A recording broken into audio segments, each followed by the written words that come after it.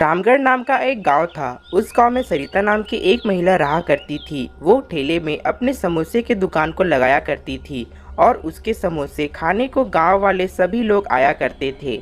उसके समोसे पूरे गांव में बहुत मशहूर थे। अरे सरिता, सच में तुम्हारे समोसे का तो जवाब ही नहीं। इसे खाकर तो आनंद ही आ जाता है। पता नहीं तुम इन समोसे में क्या जादुई मसाला डालती हो। अरे नहीं नहीं भाई, ऐसी कोई बात नहीं है। मैं तो बस साधारण सा समोसा बनाती हूँ और कुछ नहीं। बाकी ये सब तो आपका प्यार है। इसी तरह गांव वाले आते और सरिता के समोसे खाते। लेकिन उसी गांव में एक सूरज नाम का आदमी रहा करता था और वो सरिता को काफी पसंद करता था। मगर ये बात सरिता को नहीं पता था। वो बस अपने काम में ही व्यस्त रहा करती थी। अरे सरिता, एक प्लेट समोसा देना जरा। तभी सरिता सूरज को समोसा देती है और सूरज उन समोसे को खाकर बोलता है, अरे वाह, क्या समोसे हैं। इनकी स्वाद तो जादुई है, जादुई। मानो कोई परी ने ये समोसे बनाई हो। वाह, मजा ही आ गया। क्या आप भी ना? समोसे ही तो हैं। आप सभी ना इतना तारीफ करते हो, क्या बताऊं। लेकिन इसके लिए आप सभी का बहुत बहुत धन्यवाद। सूरज तो उसकी तारीफ ऐसे कर रहा था मानो उसके ऊपर लट्टू हो गया हो।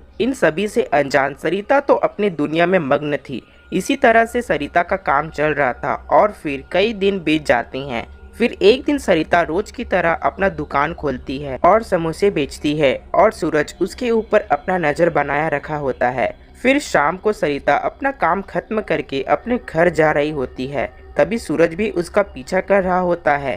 रात काफी हो गई होती है।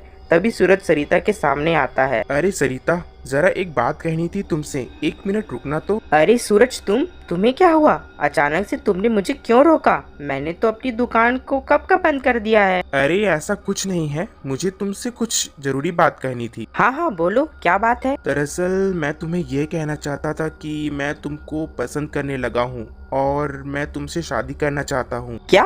तुम ये क्या कह रहे हो? ऐसा नहीं हो सकता। मैं तुम्हें पसंद नहीं करती हूँ।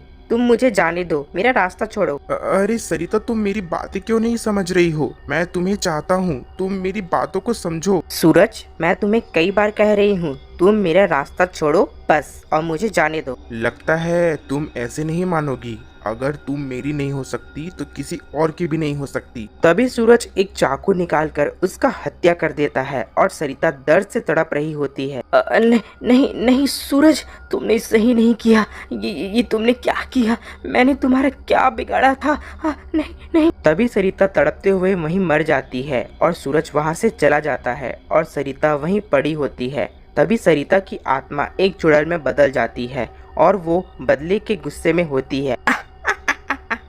सूरज, तूने ये अच्छा नहीं किया। मैंने तुम्हारा क्या बिगाड़ा था जो तूने मेरा हत्या कर दिया?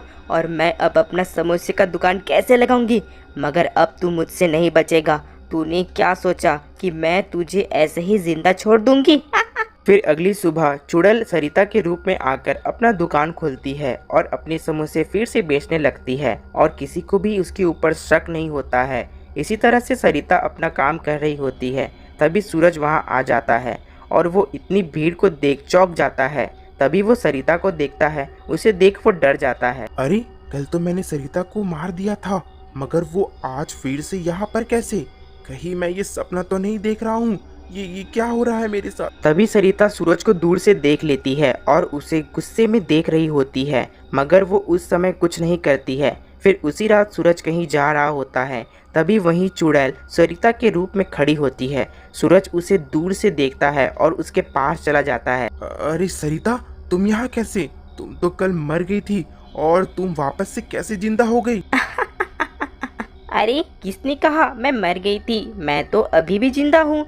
तुम्हें शायद अच्छे से दिख नहीं रहा है। नहीं नहीं, ये सच नहीं हो सकता। तुम कोई और हो। मैंने तो तुम्हें जान से मार डाला था। तभी चुड़ैल अपने असली रूप में आ जाती है। उसे देख सूरज बहुत डर जाता है। अरे ये क्या? चुड़ैल मर गया रे सूरज, भाग यहाँ से भाग। तू कहाँ भागता है? तुझे क्या लगा कि तू मेरा हत्या करके बच जाएगा और मैं तुझे कुछ नहीं करूँगी? मैंने तेरा क्या बिगाड़ा था जो तूने मेरा हत्या कर दिया? अब तू नहीं बचेगा, अब तू मरेगा।